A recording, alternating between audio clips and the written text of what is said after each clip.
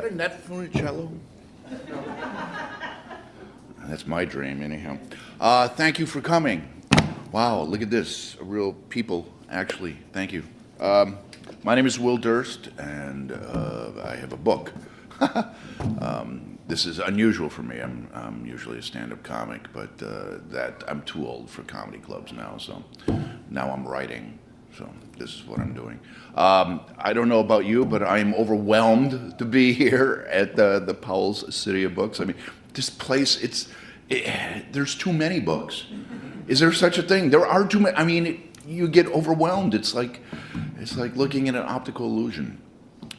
You actually get nauseous because there's so many books. Not that I'm trying to, encourage that. This is my second stop on my little tour. I was at Elliott Bay in Seattle yesterday, so I'm doing, the top of the line right off, and then I'll go on to like a little Borders in a mall with 3 books, and nobody will show up. So I'm working my way backwards. But thank you for coming. I'm gonna read a couple of things, and then I'll take questions, and you probably have many questions. I do, so maybe I can ask you some questions. The book is called The All-American Sport of Bipartisan Bashing, and I put a lie to that, kinda, because I say it's bipartisan, but it's all geographic. I mean, you know that here in Portland, where you're beyond blue, you're indigo, you're aubergine, periwinkle, and yeah, you know the difference, so that's, and the same thing with me. I live in San Francisco, and where I'm from, originally, I'm from a small town north of Chicago. You might have heard of it, Milwaukee, Wisconsin, and there I'm a commie pinko yellow rat bastard, but in San Francisco, I'm a Nazi. So really, there is a middle ground. And I'll read a little section that explains how I came to trod this ground. But the first line of the first chapter kind of gives you an indication of where I actually stand. The first line of the first chapter is, George Bush is as wrong as Wyoming sushi.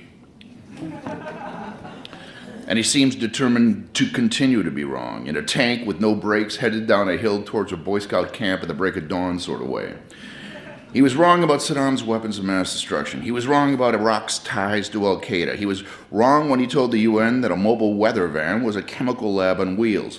He was wrong to call an invasion of a country that had nothing to do with 9/11 part of his war on terrorism. He was wrong to squander our national goodwill on a neo-comical ideological misadventure. He was wrong about being greeted with flowers and candy, unless by flowers and candy he meant suicide bombers and improvised explosive devices. He was wrong about how long it would take, how much it would cost, how many troops would be needed, what kind of armor required. He was wrong about eating a pretzel without dunking it in beer first. Firing the Iraqi army and allowing the looting of an ancient civilization's artifacts while protecting the oil ministry, ill-advised.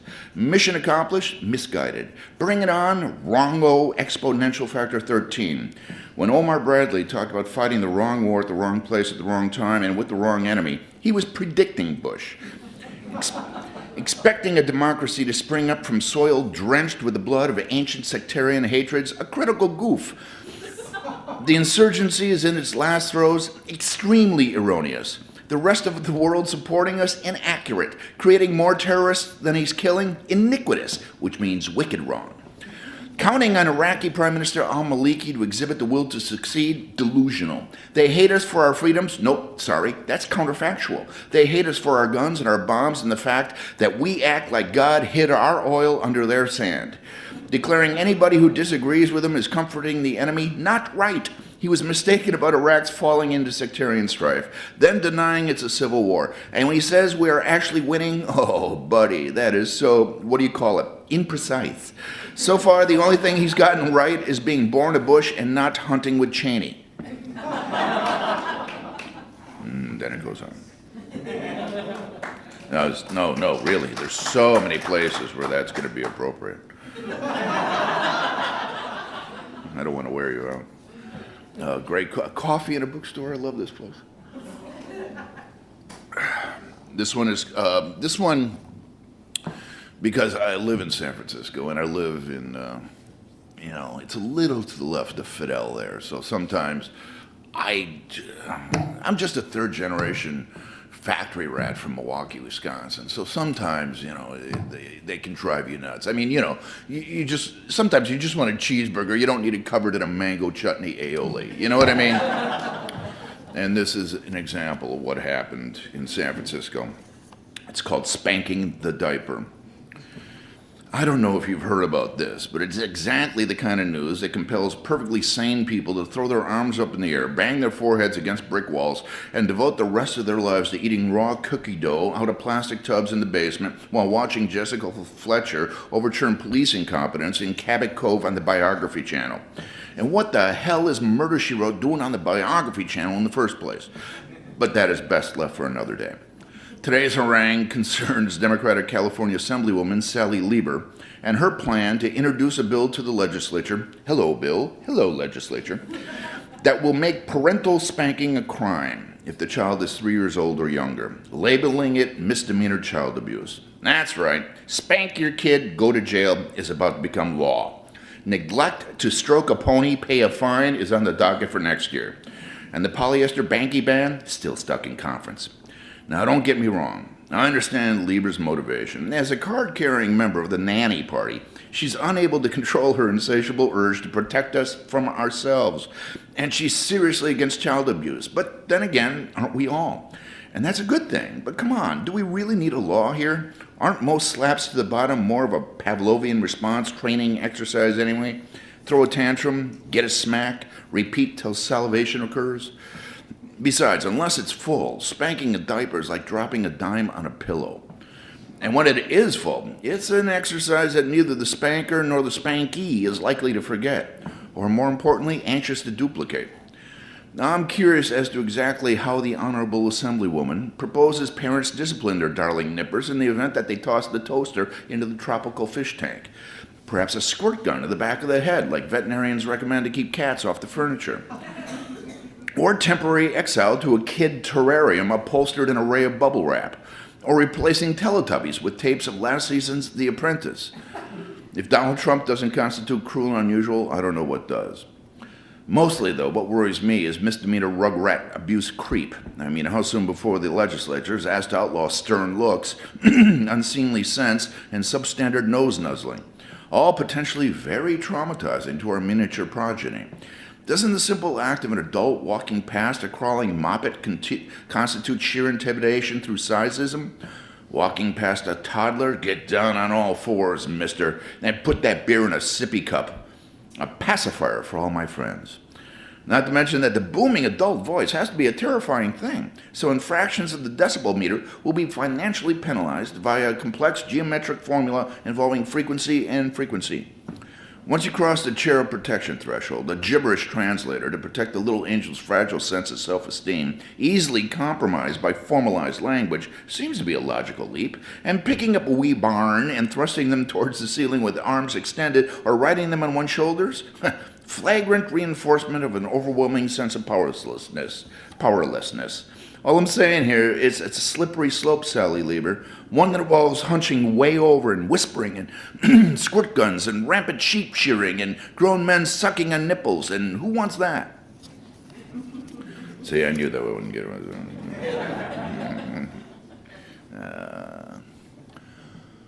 Still here. Good. You never know. This one is called Stupid People Love Bush, New Study Proves.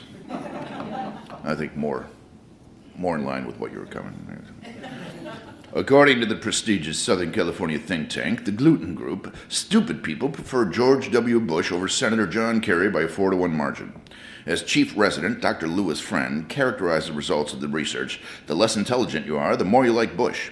This landmark study, conducted over a 5-month period, involved 2,400 likely voters bridging all economic stratas in the 17 states generally considered up for grabs on November 2nd. Participants were tested for intelligence, then asked to fill out a 12-page series of questions involving the presidential candidates, with results released earlier this week. The consensus, the higher the IQ, the less people trust Bush and respect the job he's done in the administration. The lower the IQ, the more that people admire his steadfastness. It was pretty much a slam dunk, Dr. Franz said. There's no nice way to say this. Dumb people like him. They think his unwavering nature is a positive personality trait. They venerate him for never admitting mistakes even when he's wrong.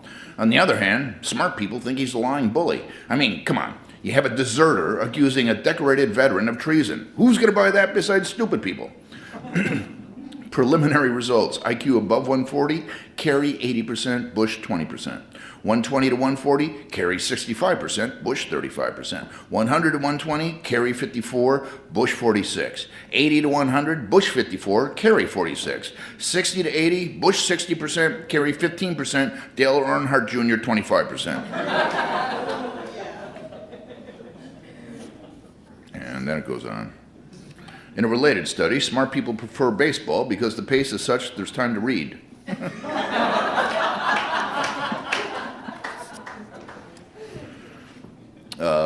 This one is in response to the whole, hi, thanks for coming. Yeah. The Terry Schiavo thing, and there's not much funny about that, but I attempted to prove that wrong. We'll see. It's called Plug Me In. At first, I thought the only halfway non-ghastly thing to come out of the Terry Schiavo tragedy was a delight in watching all those grandstanding politicians choke on their own bugles sounding retreat while rear-ending each other on the way to the Tampa St. Pete airport at speeds approaching Mach 7. But I was wrong. Another positive side effect was the vast legions of citizens who awakened to the realization that we are responsible for plotting our own demise. Newspapers are printing primitive but binding living wills next to the Sudoku puzzle, which is good. Facing up to our mortality might force a few of us to understand there are more important things to life than parties that somebody was or wasn't invited to and whose zirconium replica of Paris Hilton dog's Carla looks more real. Right now, most of the concerned introspective meditations consist of chastened yuppies adamantly professing the refusal to end up a vegetable. I guarantee that's not going to be me. I refuse to live like a rutabaga. If you love me at all, you'll pull my plug. To these well-meaning banana heads, I have one thing to say. Not me, brother. Plug me in. I want to live. As man, as a vegetable, or as a refreshing side over a fruit salad with a light dribble of strawberry yogurt sauce. Hell, I never thought I'd make it this far to begin with. When I was a kid, anybody older than 30 was a withered ancient, a prehistoric geezer, a core sample of archaic decay. But even then, I never bought into that whole hope I die before I get old crap. And now, I'm aiming for triple digits. A couple more years, if that's all you got, it'll do. A month, part of a week, cool. Cool, all I want is extra. I want more. You see, now that I made it this far, I kind of like it. Puppies, sunsets, bases loaded, bottom of the ninths, new large print James Lee Burke mysteries, jalapeno flavored potato chips, Turner Classic Movies. Life is good, and I plan to hang on to it with the tips of my fingernails. If the only way to keep my respirator charged is by fluttering my eyelids 24 hours a day, I will be a flutterer. Who knows what tomorrow's scientists might come up with? Maybe they'll uncover a fountain of middle age or a perpetual eyelid flutterer. What do you think they call it? The future. So you're content to linger like a vegetable? Yeah, sure, why not? What's the big deal? Call me Mr. Potato Head, like I haven't been before. You think my soul's going to be indelibly soiled beyond repair because someone referred to me as Brussels sprouts boy? Soil me. Isolate a webcam on my hospice bed and pay-per-view me as the Human Asparagus video blog. Water me from a sprinkling can. Use my open mouth as a pencil cup and call me Shorty. Test poisonous toad cosmetics on my tongue. Lease me out as a large prone pincushion at a tattoo arts convention. Fit me with scuba gear, bury me naked with my butt sticking out of the ground, and use it as a bicycle rack. I don't care. Let me live. That's Will's living will. And if I do sink into a coma or become completely brain dead, someone try and remember to hook me up to an IV drip of pure espresso, because I don't want to miss a thing.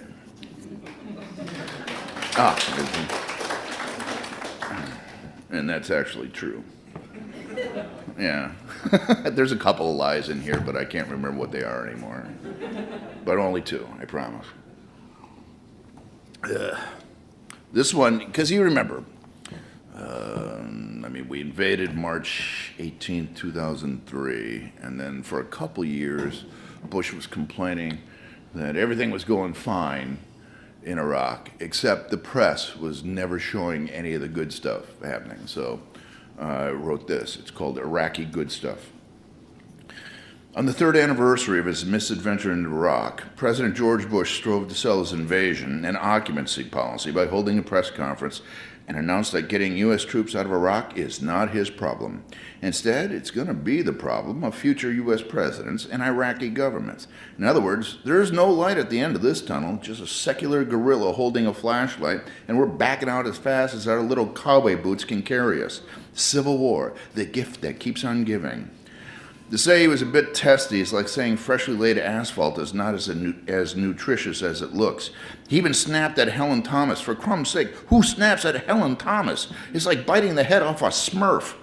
He also proceeded to duck questions asked of him and to answer unasked questions his handlers had prepared him for, and overall had the look of a guy who was trying to fake his way through not having done his homework for the last 13 semesters. He did his best to reassure America that it's not as bad as it looks over there, which is good, because to be honest, it looks pretty freaking bad over there. He was adamant that progress is being made, but when asked to explain where or how, ran into a couple of minor roadblocks, like examples of where or how we're making progress. But if he believed W, which I'm not even sure Laura and the twins do anymore, except for the prison assaults and the assassinations and the suicide bombings and the boots on the ground getting buried, things are actually pretty good. It's that darn media that's screwing everything up by showing stuff, bad stuff. If only that rascally American press could report some of the good stuff coming out of the Middle East, everyone would settle down and birds would sing and gay people would drink beer and have babies and all would be right with the world. So being the patriot that I am, I've gone out, not far, and done the research and collected a bunch of the good stuff coming out of Iraq and a little something I like to call Will Durst Finds the Bright Side to Xenophobic Genocide.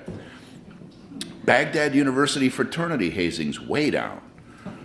$6 billion a month we won't be wasting on pork barrel politics. Advances in battlefield medical procedures destined to benefit all mankind.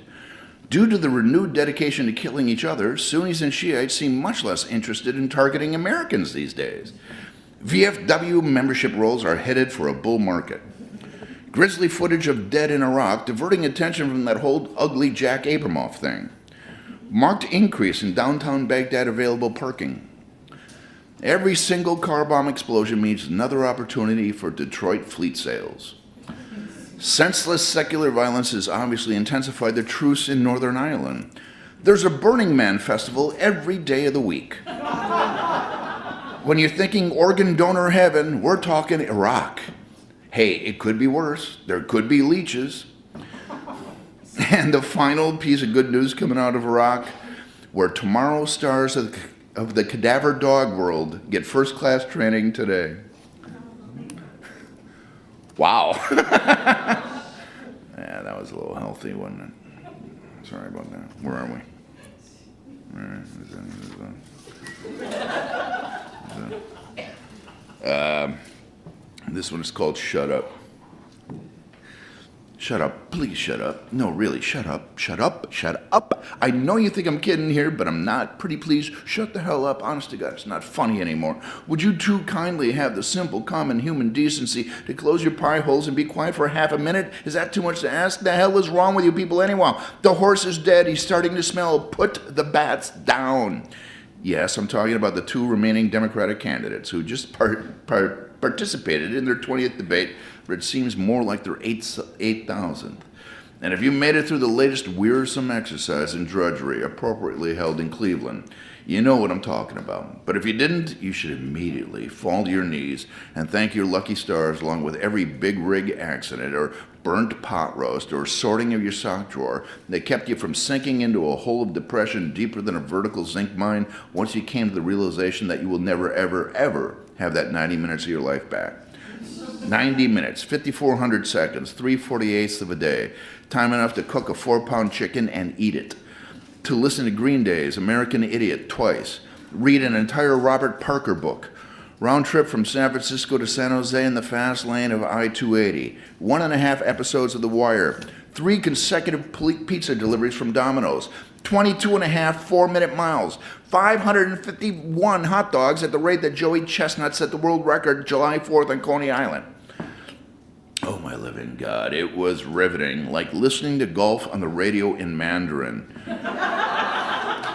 Made you pine for one of those mid-50s Soviet television documentaries on hydroponic farming in the Ukraine. You know that feeling when you get when you've been driving 14 hours straight and are starting to nod off because it's 4:30 a.m. and you haven't seen a car in 3 hours and you figure you'll just rest one eye a little bit and open it again real quick? Well, it was a lot like that, only with tedium. Here's a news flash. We don't care anymore. You've broken us. Spending 18 minutes on 2 healthcare plans that don't have a gnat's pubic hair's worth of difference between them, not just a discussion, but an actual altercation over the distinction between the words reject and denounce. You gotta be kidding me. The two of you share similar opinions on every single policy issue of import and spend each of these interminable evenings sucking up the same special interest groups agreeing with one another. It's not a debate, it's a swimsuit competition with pants. Somebody, anybody, put an end to this misery, I'm begging you, before one of us snaps and rushes the stage brandishing a turkey baster full of muscle relaxers.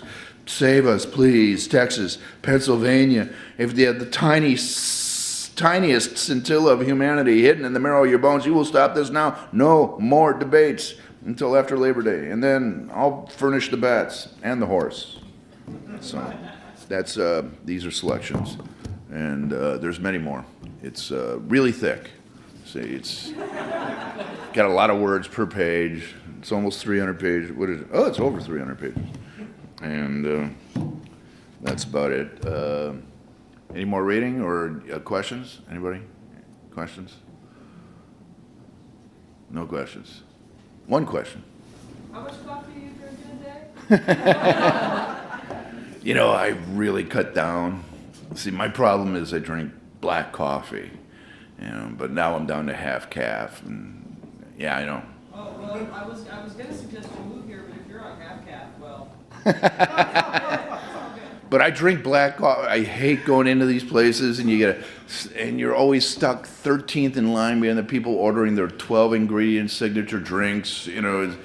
Yes, today it's Friday, so give me a double decaf, no foam, soy milk, butterfly-friendly latte with a twist of Mars lemon and a shea-grown cilantro rinse and make it trapezoidal. You know, it's coffee. But when I was a kid, this is weird, we didn't have Ritalin,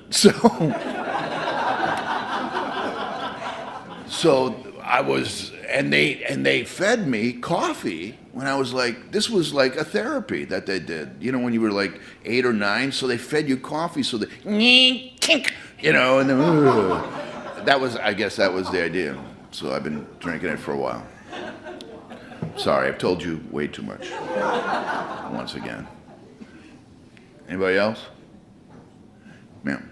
Why did they fire you from PBS? Oh, God. It's actually 3 times. I've been fired 3 times by PBS, twice by the San Francisco Examiner. And what happens is, you know, humor, comedy is so subjective. You know, what you think is funny is not what somebody else thinks is funny. And my wife is a comedian, and everybody says, oh, geez, you know, it must be. No, it's, you know, it's the same as any other relationship. We just have a similar sense of humor. And, I mean, you would never end up with a mate that you had a different sense of humor with. You know, you laugh at the same things or see stuff on the street. And what happens is, at the Examiner, twice I got hired by a guy who had a sense of humor. And then both times that guy left and a new guy came in, and they didn't have the same kind of sense of humor. They didn't get this. Or I don't know if it's to be got, but, you know, at least the first guy. Same thing with PBS.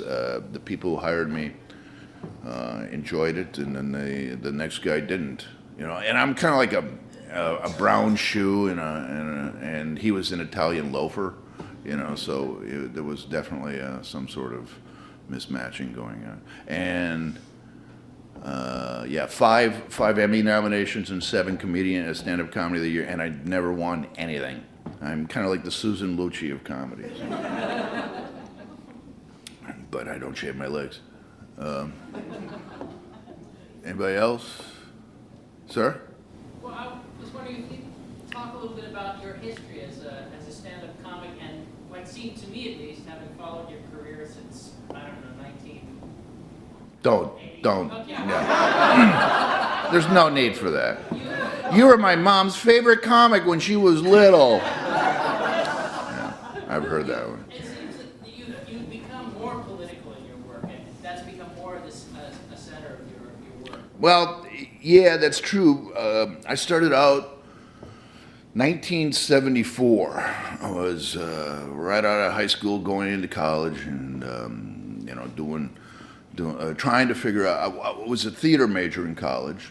I was in college with Willem Dafoe, actually. We were in plays together at the University of Wisconsin, Milwaukee, UWM. And one of our teachers, I always wanted to be a stand-up comic, but I didn't know how to get there because, there weren't a lot of classes. And back then, there weren't any comedy clubs. So he had a project. It was, one of these pretend you're bacon, kind of teachers. Anybody who's ever been in theater knows exactly what I'm talking about.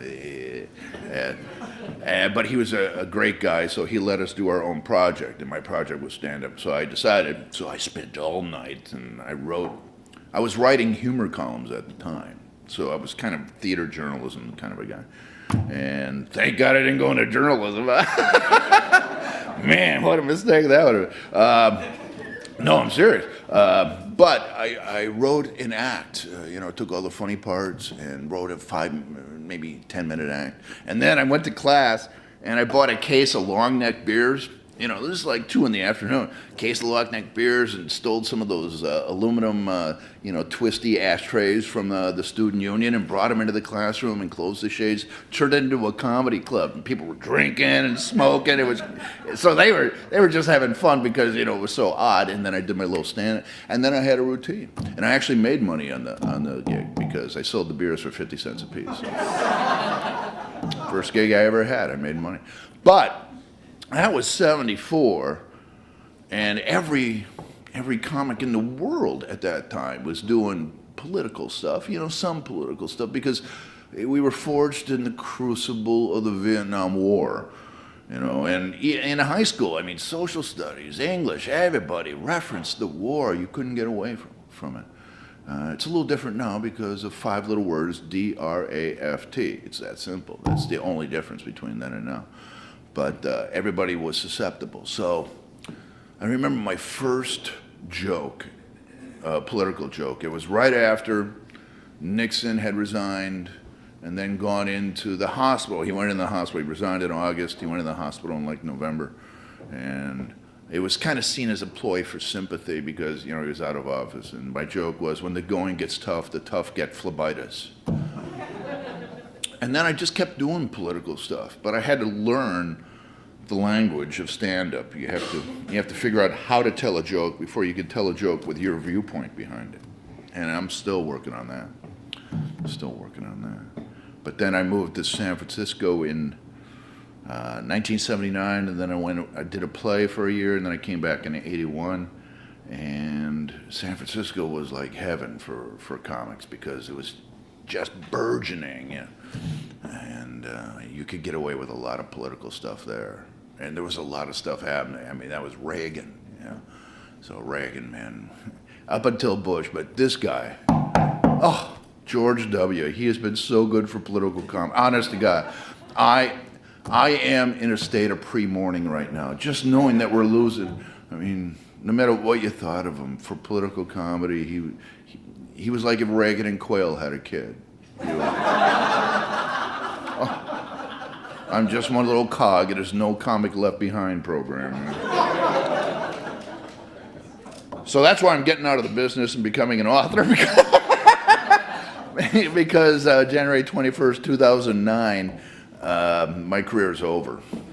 I got a sell-by date because Barack, it's really hard to do jokes about Barack. It is, because people are so sensitive about the race thing. I have this joke in my act that I do, and I talk about, Barack is saying that Hillary's being mean. Hillary's being mean. Yeah, because the Republicans, man, they'll try to bruise you by throwing rose petals at your head. Remember 1988, they ran Michael Dukakis, they ran Willie Horton against him. And now they're running against Willie Horton. And that's the same response. No, screw you, that's funny. But that's the same response I get across America as people go, I'm serious. In October, the Republicans are just going to run giant ads that say Negro. And that's in the North. No, see, that's funny. That's funny.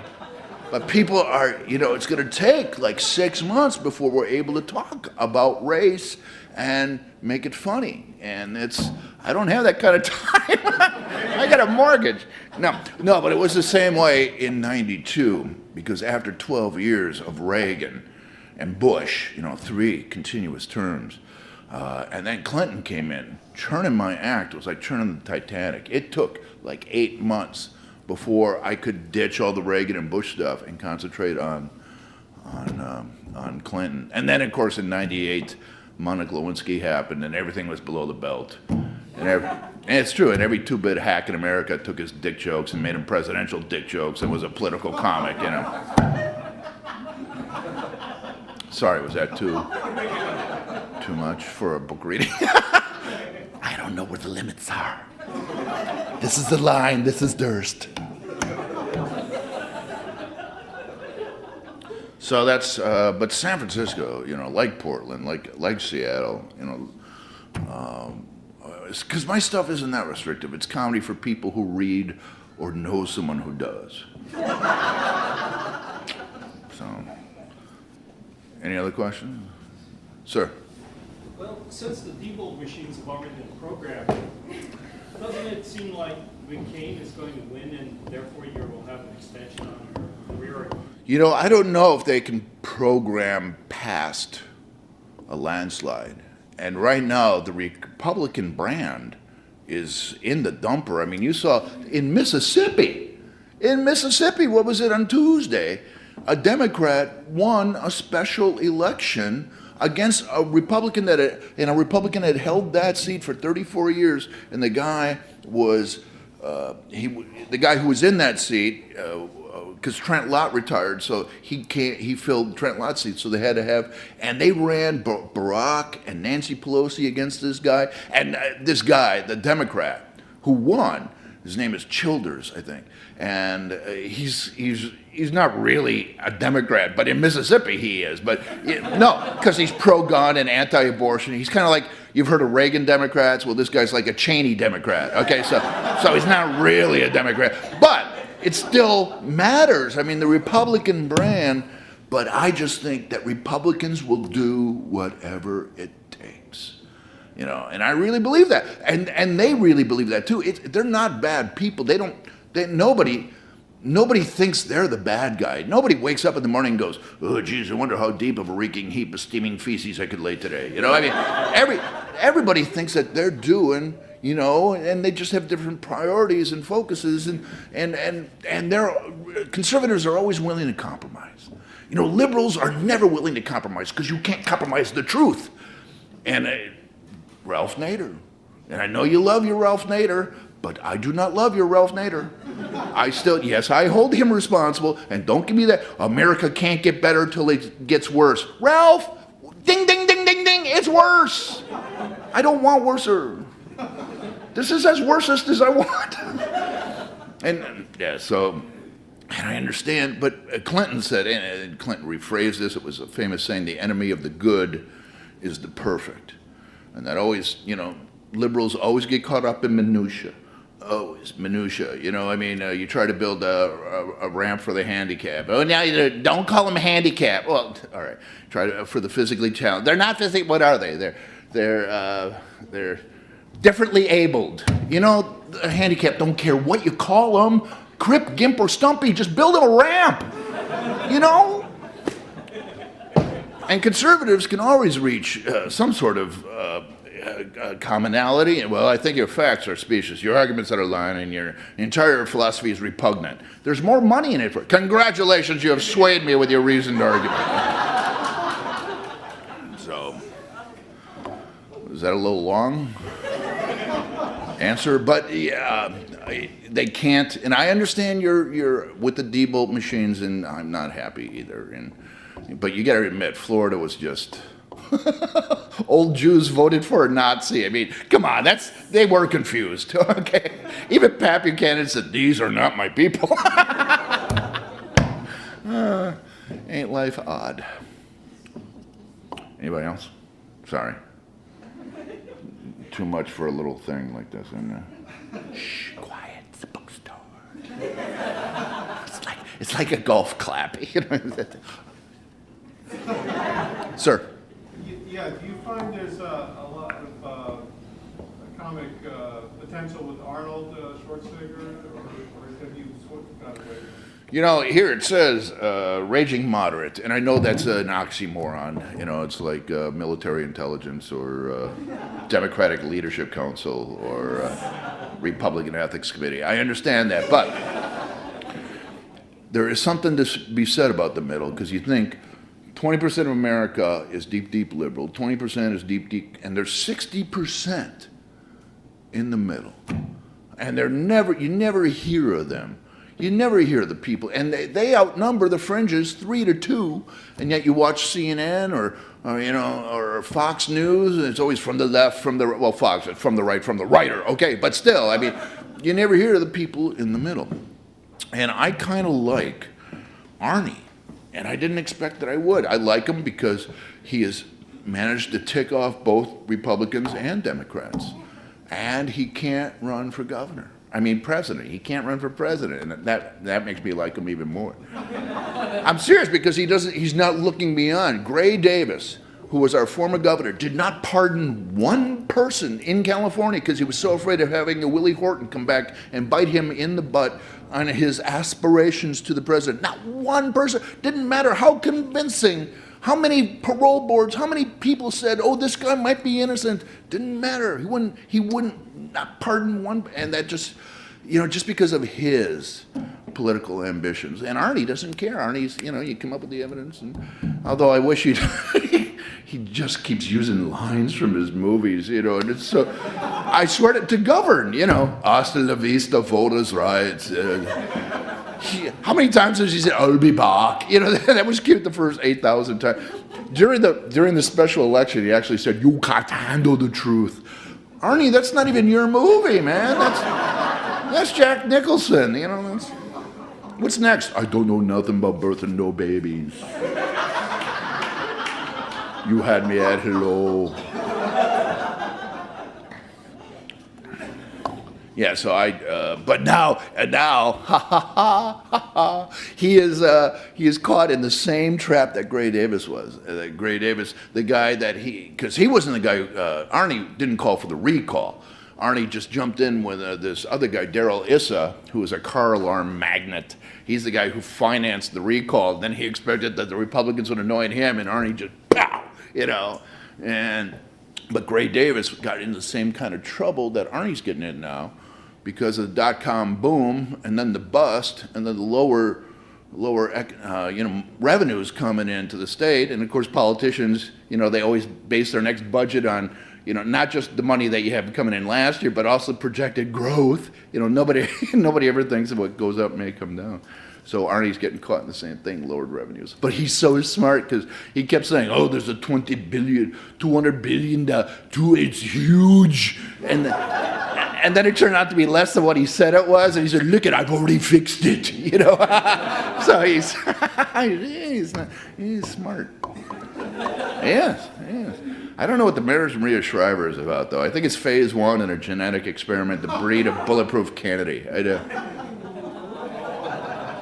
Tough crowd. Yeah, I know. Anybody? No? I don't blame you. Come on, one more question, and then we'll sign books or something. Nothing? Nobody? All right. Jeremy? They're done with me. Oh, yes, ma'am. Do you think Hillary Clinton should drop out now? No, I don't think Hillary Clinton should drop out.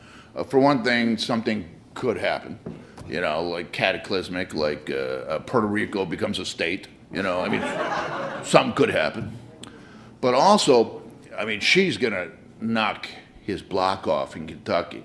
He's going to win here, but she's going to win in Kentucky. And how does it look for a candidate, who's being carried on a litter through the teeming throngs to his coronation, to lose to somebody who's not running anymore, you know? So at least run out the string till June 3rd, and then she can, but no, it's not going to be no dream ticket. No, no, no, no.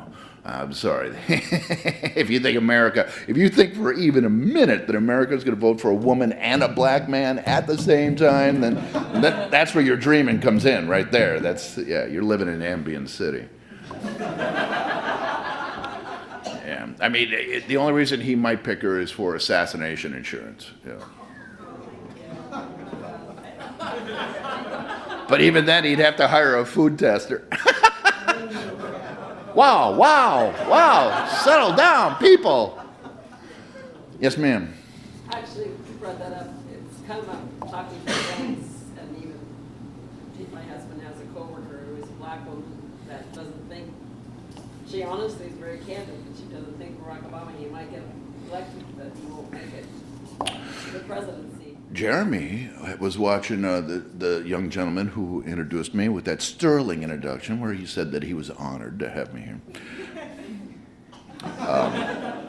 He just said that tonight he was watching the news and Michael Huckabee was at the NRA and something crashed off stage. And he said, oh, that's somebody just assassinated Barack Obama. That's his body hitting the floor. Well, there goes his VP nomination. Chuck Norris has a better shot now than Mike Huckabee does of getting McCain's. Yeah. Yeah, so I don't know what that stems from. I know he's from Arkansas. We could all make that leap. But that's so geographic kissed. What would that be? Geographic kissed? Where you make fun of people because where they're from? I think Regionalist. regionalist. Regionalist. Yeah, I like that. I'm using that. That's so regionalist. Well, I'm from Wisconsin. Everybody's got a dork town. I mean, what do you guys got? Renton? All right. Oh, that's Washington? What's yours? Boring. Boring? Well, boring. I mean, come on. That does double duty there. But there's another one. Milwaukee, maybe? Gresham, yeah. See, that's your dork town. Even Gresham has a dork town, They just make fun of. That would be boring. That would be boring. This isn't good when the audience is funnier than the comic. And this is going out on the web, so you guys are in deep doo-doo. Yeah, so yeah, I think this is scary, the fact that people are able to make jokes about it. Yeah.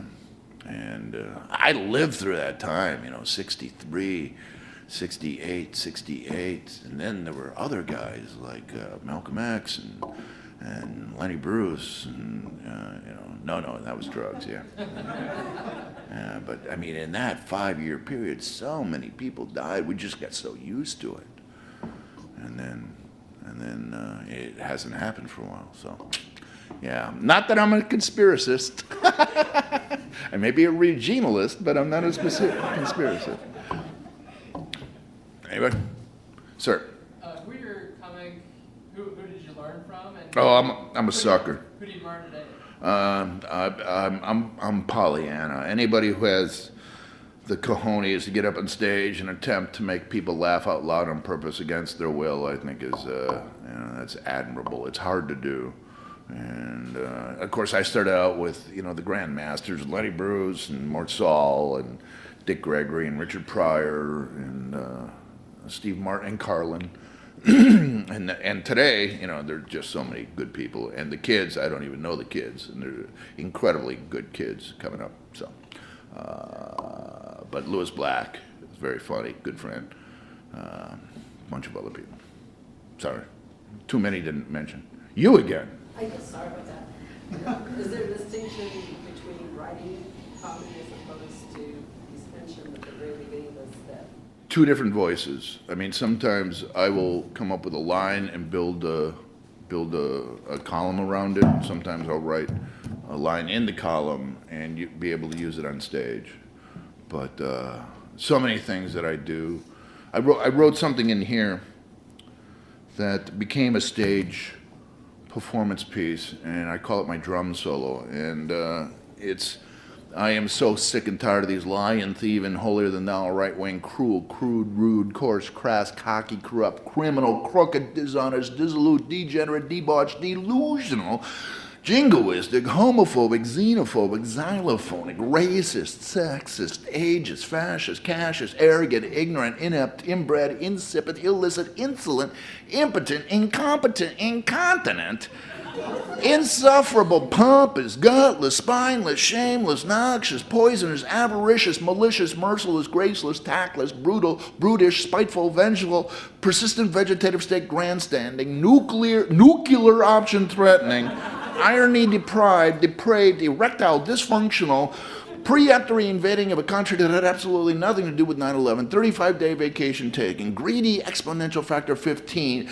domestic spying, CIA outing, constitution shredding, bicycle falling, brush clearing, monkey face, pretzel choking, hunchback smirk and draft dodge and trust funding, Muslim baiting, hurricane disregarding, oil company filleting, your hand under a rock, the maggoty remains of a marsupial just won't get off the Arctic National Wildlife Refuge drilling, two-faced, lawyer shooting, voting machine tampering, sociopathic, psychopathic, insensitive, partisipathic, pathic, air and ground and water and media pollutant, which is pretty much all the pollutant you can get, vile, venal, vulgar, venomous, villainous, vomitous, vituperative, virulent, mephitic, bloodthirsty, yellow belly, Oedipal, not edible, evil, I'm not sure if I said evil, want to make damn sure I say evil, cretinous, full-toed, butt-wipe, lizard stick, corporate, imperialistic, lackey, slime, bucket tools of this administration that I could just spit.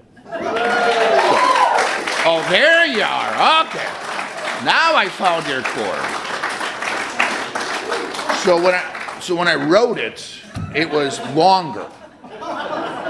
And then I had to turn it into a performance piece, and it took months of molding, and just memorizing it, so I had to memorize it in chunks and then make sure that all the bridges linked together, and in case they didn't, I could move on to it, insert it somewhere else. But that was an interesting exercise in how writing is different than performance. And that's the drum solo, and I use it on stage when I find a crowd of your political band. But I can't do that when I do my corporate gigs. You can imagine. Yeah. All right, too much honesty here. A million little pieces. Thank you so much for braving the equatorial heat and coming on down. And you're wearing a sweater. My God, lady, what's wrong? Thank you. Oh, and then everybody looks. Yeah. Thank you so much. I want to thank the 503 and hope you buy a book. Thank you. You've been listening to comic, columnist, and author Will Durst, reading from his new book, The All-American Sport of Bipartisan Bashing, Common Sense Rantings from a Raging Moderate. Will Durst is a regular commentator for Audible.com, Air America, CNN, and National Public Radio. He's also a syndicated columnist and continues to perform at clubs, theaters, and benefits. To find out more about Will Durst and his work, please visit his website at www.willdurst.com. This program was produced by pdxjustice Media Productions. To find out more about our work, please visit our website at www.pdxjustice.org. You'll find programs featuring speakers such as Naomi Klein, Paul Krugman, Susan Faludi, Kevin Phillips, Amira Haas, Rashid Khalidi, and many others. Thanks for tuning in, and thanks for supporting listener-sponsored radio, public access cable television, net neutrality, and all forms of grassroots, democratic, community media.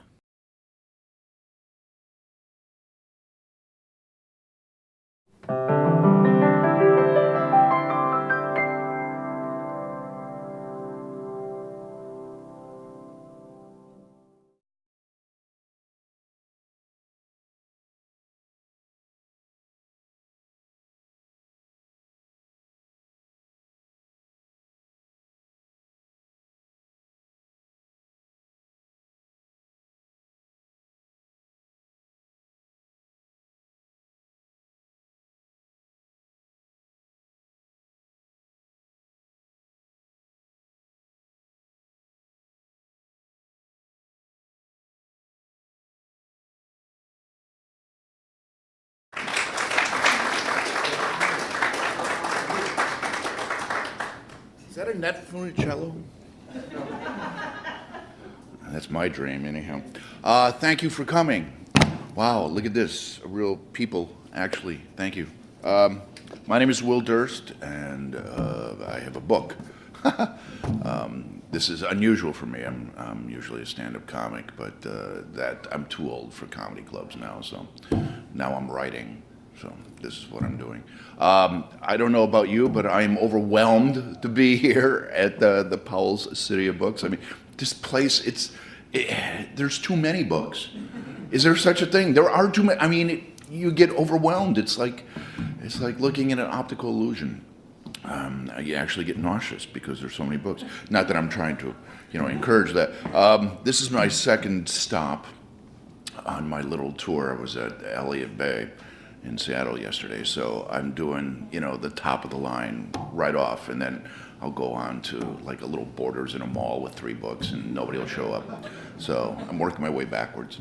But thank you for coming. I'm gonna read a couple of things, and then I'll take questions, and you probably have many questions. I do, so maybe I can ask you some questions. The book is called The All-American Sport of Bipartisan Bashing, and I put a lie to that, kinda, because I say it's bipartisan, but it's all geographic. I mean, you know that here in Portland, where you're beyond blue, you're indigo, I mean, you're aubergine, periwinkle, and yeah, you know the difference, so that's, and the same thing with me. I live in San Francisco, and where I'm from, originally, I'm from a small town north of Chicago. You might have heard of it, Milwaukee, Wisconsin, and there I'm a comic pinko yellow rat bastard, but in San Francisco, I'm a Nazi. So really, there is a middle ground. And I'll read a little section that explains how I came to trod this ground. But the first line of the first chapter kind of gives you an indication of where I actually stand. The first line of the first chapter is, George Bush is as wrong as Wyoming sushi. And he seems determined to continue to be wrong, in a tank with no brakes, headed down a hill towards a Boy Scout camp at the break of dawn sort of way. He was wrong about Saddam's weapons of mass destruction. He was wrong about Iraq's ties to al-Qaeda. He was wrong when he told the UN that a mobile weather van was a chemical lab on wheels.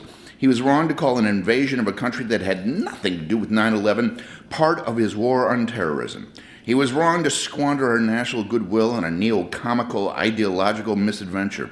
He was wrong about being greeted with flowers and candy, unless by flowers and candy he meant suicide bombers and improvised explosive devices.